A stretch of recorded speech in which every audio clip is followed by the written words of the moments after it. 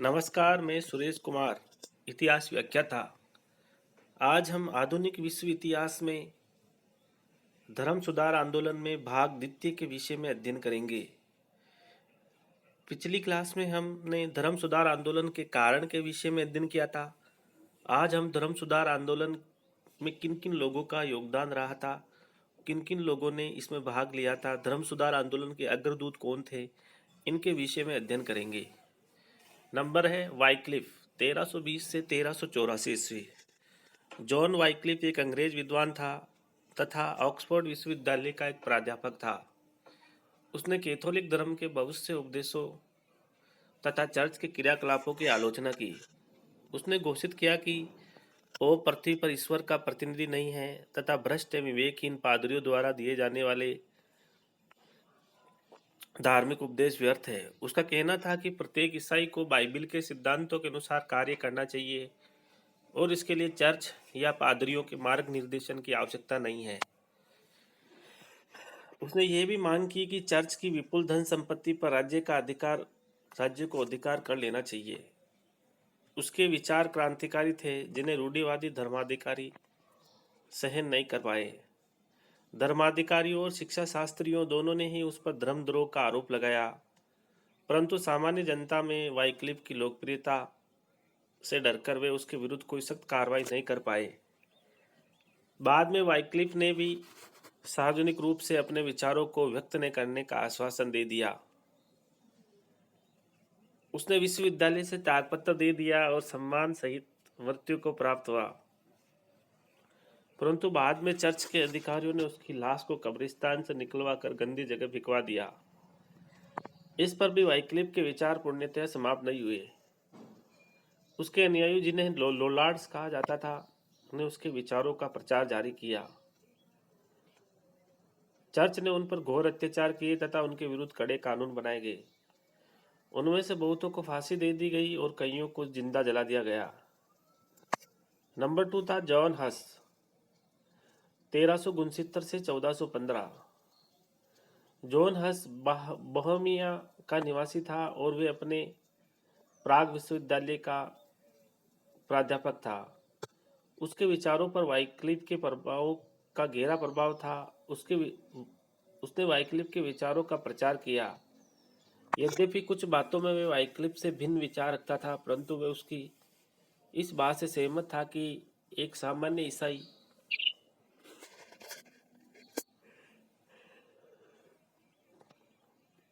Bible के अध्ययन से ही मुक्ति का मार्ग ढूंढ सकता है और इसके लिए चर्च अथवा धर्माधिकारियों के सहयोग की कोई आवश्यकता नहीं है। बोहेमिया के लोगों पर जॉन हस के विचारों का जबरदस्त प्रभाव पड़ा। 1414 ईस्वी में जॉन हस को चर्च की महान परिषद के सम्मुख अपने विचारों को पुष्ट करने के लिए बुलाया गया।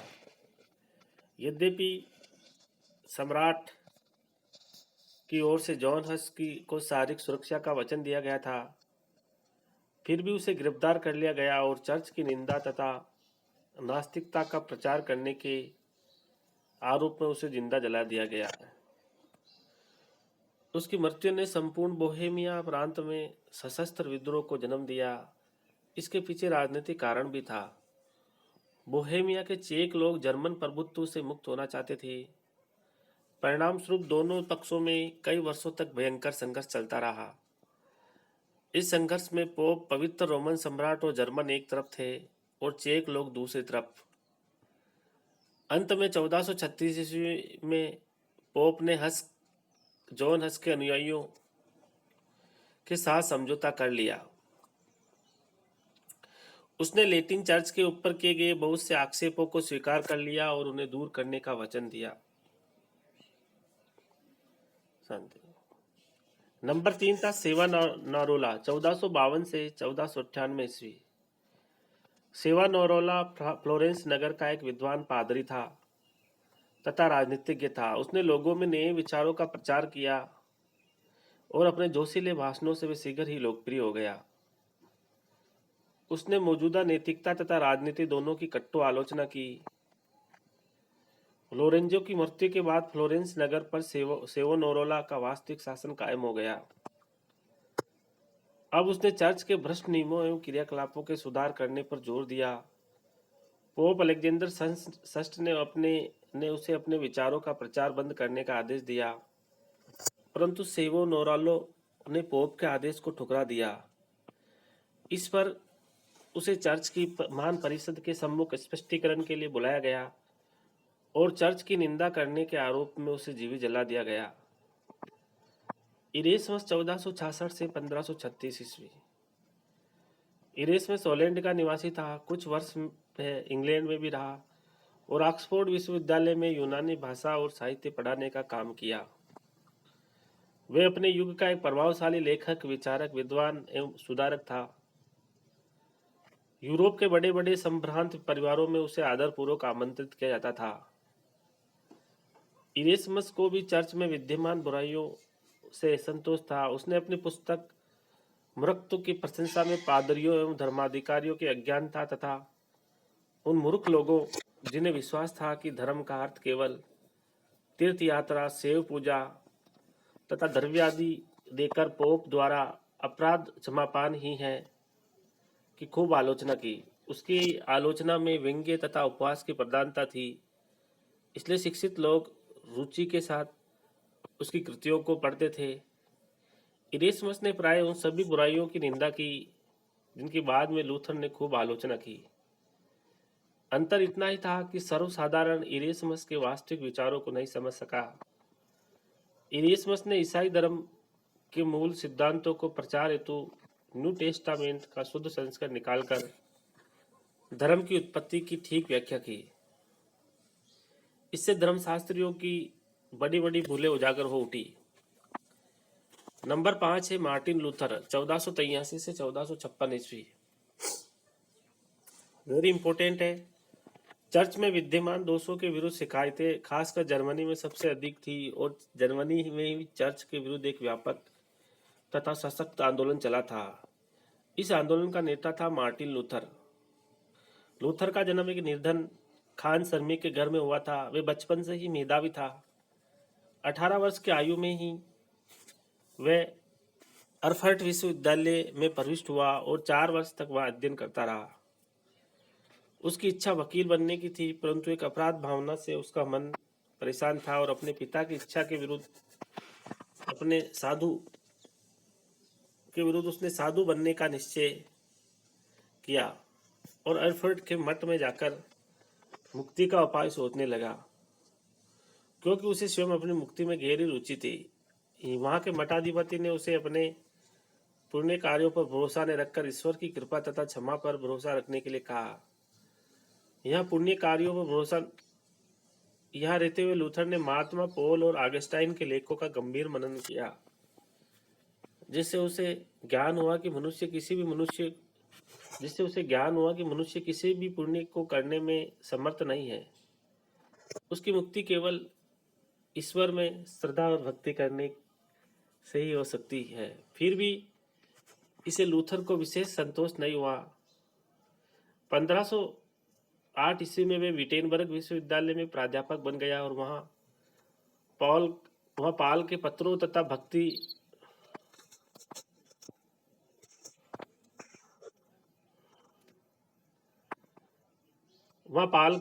तथा भक्ति के से मुक्ति पाने के सिद्धांतों की शिक्षा देने लगा।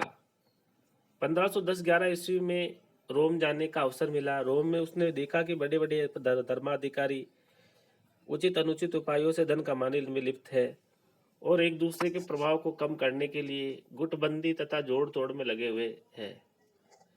वे लोग अपने कर्तव्यों का पालन न करके सांसारिक जीवन बिता रहे हैं। धर्माधिकारियों के भ्रष्ट आचरण ने उसके विश्वास को समाप्त कर दिया। उसके हृदय में दृढ़ विश्वास हो गया कि धर्म के प्रमुख शत्रु धर्म की प्रधान संस्था और उसके संचालक ही है। 1517 ईस्वी में एक महत्वपूर्ण घटना घटी जिसने लूथर को एक प्रगट विद्रोही बना दिया। ये घटना थी पाप विमोचन पत्रों की बिक्री। पोप लियो 10 इन दिनों रोम में संत पीटर के गिरजाघर को पुनः बनवाने के लिए धन एकत्र कर रहा था और इसके लिए उसने पोप इंडल्जेंस यानी पाप विमोचन पत्र बेचने शुरू कर दिए। पाप विमोचन पत्र नहीं देना नई बात नहीं थी। कैथोलिक शिक्षा के अनुसार किसी व्यक्ति द्वारा किए गए पाप से उसे क्षमा मिल जाती है यदि व्यक्ति अपने पाप के लिए पश्चाताप करे और भविष्य में पाप न करने का संकल्प करे। इससे पाप करने वाले व्यक्ति के लिए भी स्वर्ग के द्वार खुल जाते हैं, परंतु मृत्यु के बाद ऐसे पापी लोगों की आत्मा को स्थायी तौर पर अपने पापों की थोड़ी बहुत सजा भुगतने के लिए नरक में रहना पड़ता है। इंडल्जेंस के माध्यम से नरक की अवधि अथवा सजा में थोड़ी बहुत कमी की जा सकती है अथवा पुण्यता माफ हो सकती है। इंडल्जेंस तभी सार्थक हो सकता था जबकि उसे प्राप्त करने वाला व्यक्ति सच्चे मन से अपने पाप का प्रायश्चित करे। तीर्थ यात्रा उपवास ईश्वर भक्ति, चर्च की भेंट अथवा गरीबों को धन दान देकर प्रायश्चित किया जाता था। अर्थात चर्च को धन दान देना प्रायश्चित करने का एक मार्ग था और इसके लिए पोप संबंधित व्यक्ति को इंडल्जेंस जारी करता था, परंतु कुछ लेखकों ने इंडल्जेंस की दूसरी परिभाषा दी है। उनके कथनानुसार उपयुक्त पत्र समायाचना आयोग द्वारा पापी लोगों पर किया हुआ जुर्माना था, न कि माफी का पर्चा, परंतु अधिकांश विद्वान इस परिभाषा से सहमत नहीं है।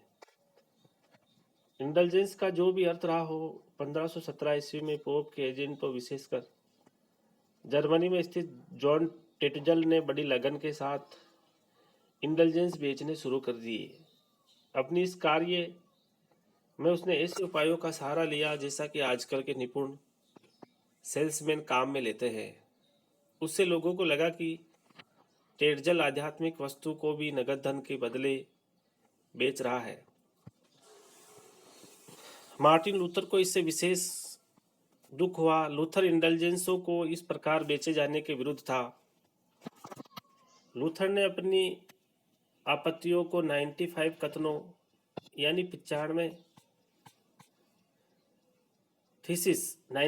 थीसिस के रूप में लैटिन में लिखकर विटेनबर्ग के गिरजाघर के दरवाजे पर लगा दिया।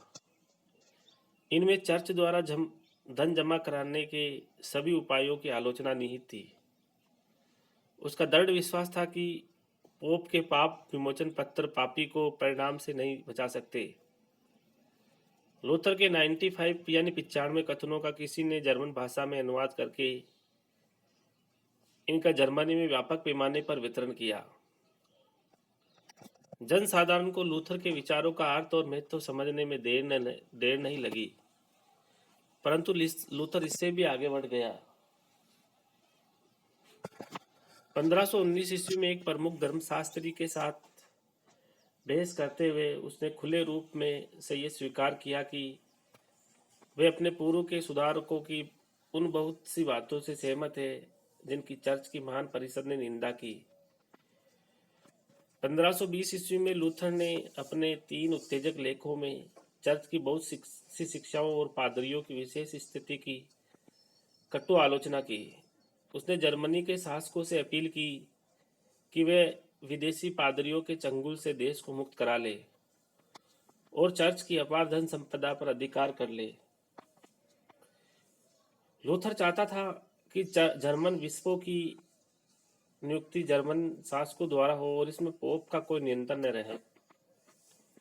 उसने ये विचार भी व्यक्त किया कि यदि पादरी लोग चाहे तो उन्हें विवाह करने की अनुमति दे दी जाए।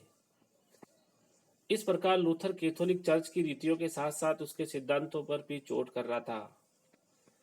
लूथर की उन गतिविधियों से पोप लियो 10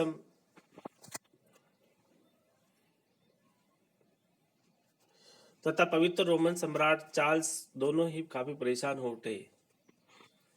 1521 ईस्वी में पोप ने लूथर को धर्म से बहिष्कृत कर दिया और सम्राट चार्ल्स ने इस समस्या पर विचार करने के लिए वर्म्स राज्य परिषद की बैठक बुलाई। राज्य परिषद ने लूथर को विधि बहिष्कार यानी कि आउटलॉ घोषित किया। राज्य परिषद ने लूथर की समस्त रचनाओं को जलवा दिया, परंतु लोगों पर पोप तथा राज्य परिषद के निर्णयों का कोई खास असर नहीं पड़ा। इस संकट काल में सैक्सनी के शासक ने लूथर को संरक्षण देकर उसे पोप तथा सम्राट के कोप से बचा लिया। लूथर को कई दिनों तक एक गड्डी में छिपकर रहना पड़ा। अपने इस अज्ञातवास में लूथर ने बाइबल का जर्मन भाषा में अनुवाद किया। यह अनुवाद आज भी जर्मन साहित्य की अमूल्य कृति मानी जाती है। उपर्युक्त घटनाओं के परिणाम स्वरूप लूथर और कैथोलिक चर्च का संबंध पूर्णतः विच्छेद हो गया और अनेक विद्वानों द्वारा समझौता प्रयास के बाद भी यह खाई गहरी और व्यापक होती गई। आगामी कुछ वर्षों में ही लूथर की शिक्षाएं जंगली आग की भांति संपूर्ण उत्तरी और मध्य जर्मनी में फैल गई। जर्मनी के बहुत से शासक, व्यापारी, पादरी, प्रोफेसर और किसान लोग चर्च के विरुद्ध उठ खड़े हुए। लूथर ने इस आंदोलन को प्रभावशाली नेतृत्व प्रदान किया। उसने अपने विचारोत्तेजक भाषणों तथा लेखकों के द्वारा आंदोलन को बल प्रदान किया, परंतु जर्मन किसानों ने लूथर के सामने एक विचित्र स्थिति उत्पन्न कर दी। किसानों का मानना था कि लूथर धार्मिक स्वतंत्रता के साथ साथ सामाजिक और आर्थिक स्वतंत्रता का भी समर्थक होगा। अतः उन्होंने नकद मजदूरी और कृषक दास प्रथा के उन्मूलन की मांग करते हुए अपने भूस्वामियों के विरुद्ध विद्रोह कर दिया। लूथर ने किसानों को बहुत समझाया और उनसे वापस अपने काम पर लौट जाने का आग्रह किया, परंतु किसानों ने उसकी अपील को ठुकरा दिया और हिंसक कार्रवाई में लीन हो गए। तब लूथर ने शासकों से अपील की कि वे किसी भी उपाय से इस विद्रोह को कुचल दे। ऐसा अनुमान है कि लगभग 50,000 किसानों को मौत के बाद इस विद्रोह को दबाया जा सका। पवित्र रोमन साम्राज्य के अंतर्गत जो असंख्य राज्य थे, उनके शासक भी अब स्पष्ट रूप से दो दलों, कैथोलिक तथा लूथरन में विभाजित हो गए। इस समस्या पर पुनः विचार करने के लिए सम्राट चार्ल्स पंचम ने राज्य परिषद की बैठक आमंत्रित की और इस बैठक में सम्राट ने धर्मद्रोहियों तथा नास्तिकों के विरुद्ध सख्त कानून लागू करने का आदेश दिया। लूथरन शासकों ने इसका जबरदस्त विरोध किया और उसी समय से वे प्रोटेस्टेंट के नाम से पुकारे जाने लगे। 1530 ईस्वी में ऑक्सबर्ग की राज्य परिषद की बैठक में लूथर के एक मित्र ने नए धार्मिक विचारों और मान्यताओं को लेखबद्ध किया और परिषद की स्वीकृति के लिए प्रस्तुत किया। परिषद ने इसे ठुकरा दिया, परंतु ये लेख पत्र ऑक्सबर्ग की स्वीकारोक्ति के नाम से प्रसिद्ध हुआ और बाद में लूथरन चर्चों का मार्गदर्शक बन गया। आगामी वर्षों में सम्राट चार्ल्स पंचम तथा कैथोलिक शासकों ने जर्मनी में लूथरवाद को समाप्त करने का अथक प्रयत्न किया। दूसरी तरफ लूथरवादी शासकों ने अपने अपने राज्यों से कैथोलिक प्रभाव को नष्ट करने का प्रयास किया।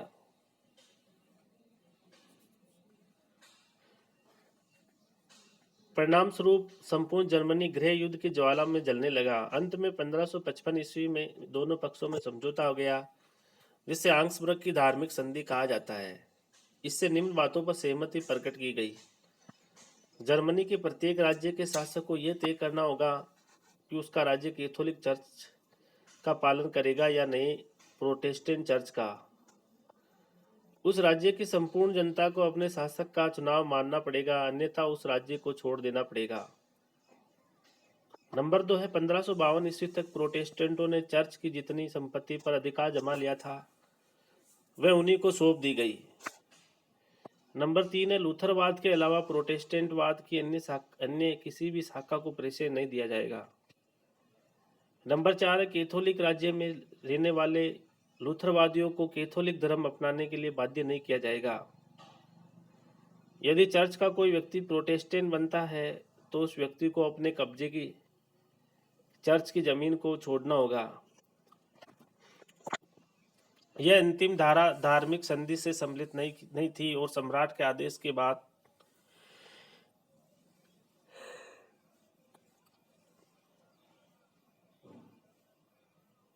पुनः सम्मिलित की गई थी, जिसे प्रोटेस्टेंटों ने पूरी तरह से स्वीकार नहीं किया। इससे भविष्य में पुनः कठिनाइयां उत्पन्न हुई। इस प्रकार ऑक्सफोर्ड की संधि से जो धार्मिक सहिष्णुता कायम की गई वे काफी सीमित थी।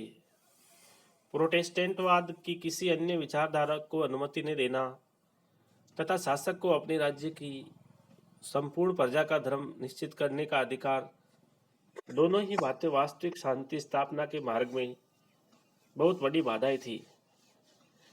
लूथर के सिद्धांत। अब लूथर के क्या क्या सिद्धांत थे उसके विषय में पढ़ते हैं। नंबर 1 है क्षमा याचना से विशेष लाभ नहीं होता है। जो व्यक्ति वास्तव में पश्चाताप करता है वे यातना से भागता नहीं है, अपितु पश्चाताप की चिर स्मृति को बनाए रखने के लिए उसे सहन करता है। यदि क्षमा मिल सकती है तो केवल ईश्वर भक्ति तथा श्रद्धा के द्वारा ही मिल सकती है। चर्च के संस्कारों तथा क्षमा याचना पत्रों से क्षमा नहीं मिल सकती। जो व्यक्ति अंतःकरण से पश्चाताप करते हैं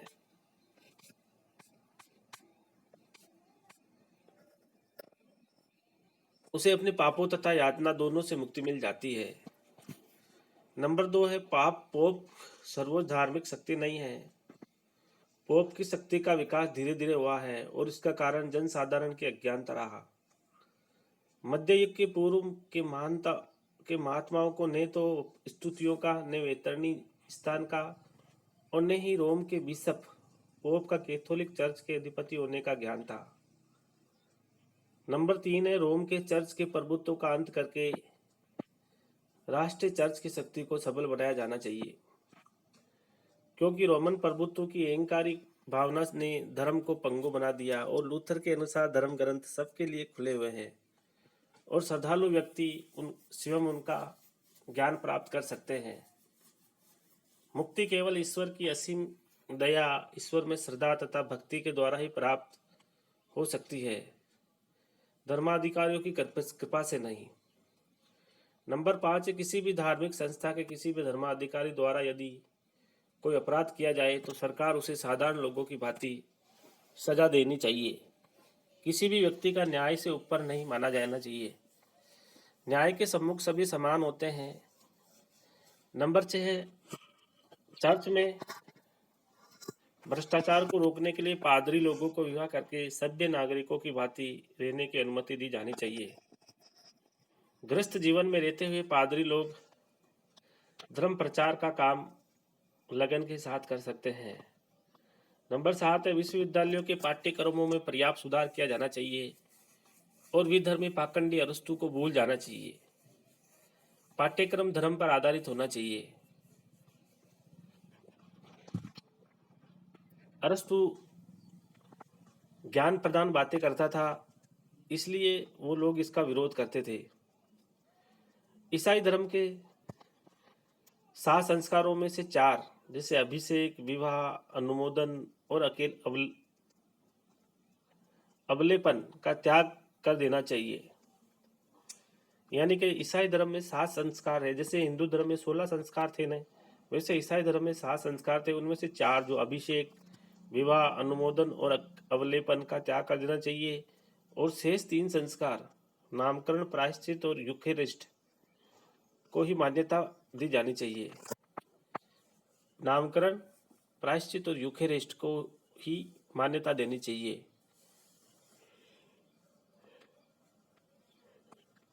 और नेक्स्ट है स्तुति तथा भगवती भोग के क्रियाकलापों को बिल्कुल बंद कर देना चाहिए। पादरी का एकमात्र काम धार्मिक उपदेश देना होना चाहिए। इस प्रकार ये लूथर के 9 महत्वपूर्ण बिंदु थे।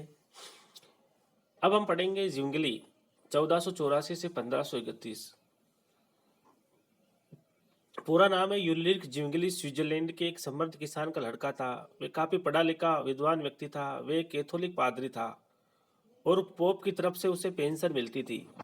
वे जितना बड़ा धार्मिक सुधारक था उतना ही बड़ा राजनीतिक सुधारक भी था। शुरू से ज्विंगली ने विदेशी शासकों की सहायता के लिए भाड़े के स्विस सैनिकों को भेजने के विरुद्ध आवाज उठाई। इस काम में चर्च की भूमिका भी उत्तरदायी थी। कुछ समय बाद ज्विंगली ने चर्च के अन्य दोषों की आलोचना भी शुरू कर दी। तब उसे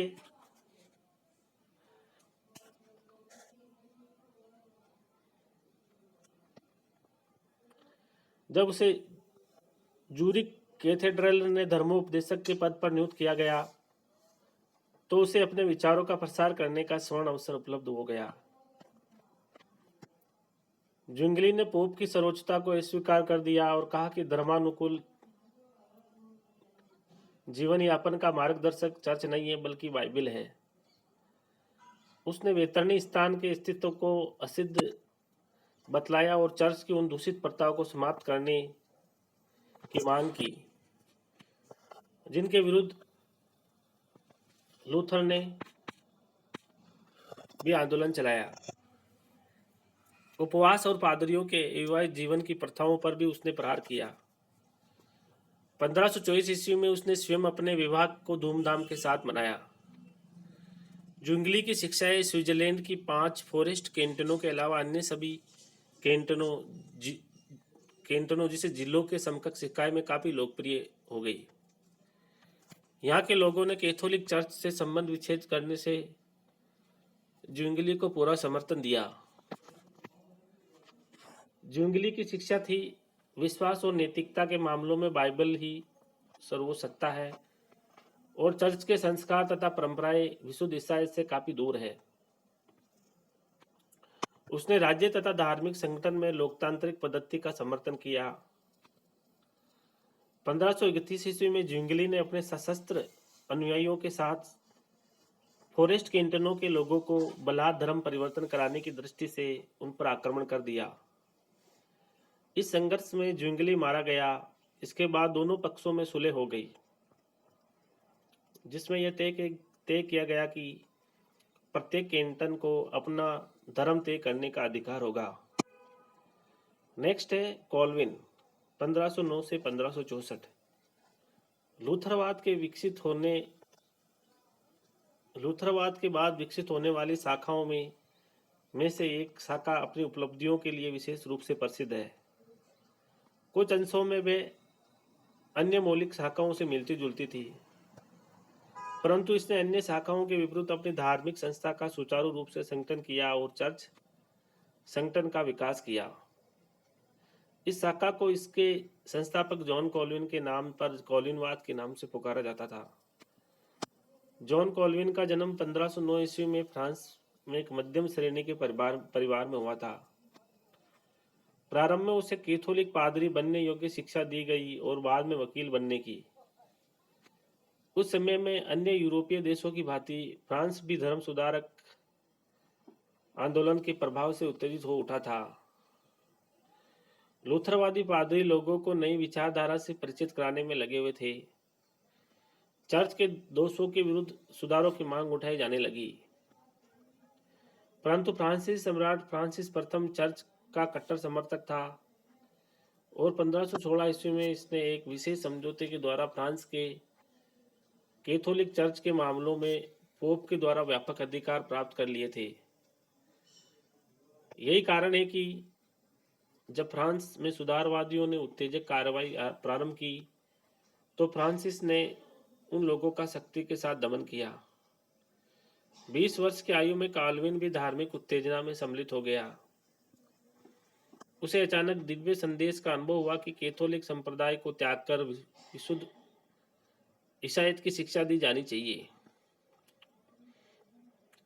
उसकी युवावस्था के उपरांत भी असंख्य लोग उसके आसपास जुटने लग गए और ध्यान से उसकी बातें सुनने लगे। कॉल्विन ये बतलाता था कि किस प्रकार से ईसाई लोग प्रारंभिक दिनों की सादगी और सरलता को पुनः स्थापित कर सकते थे।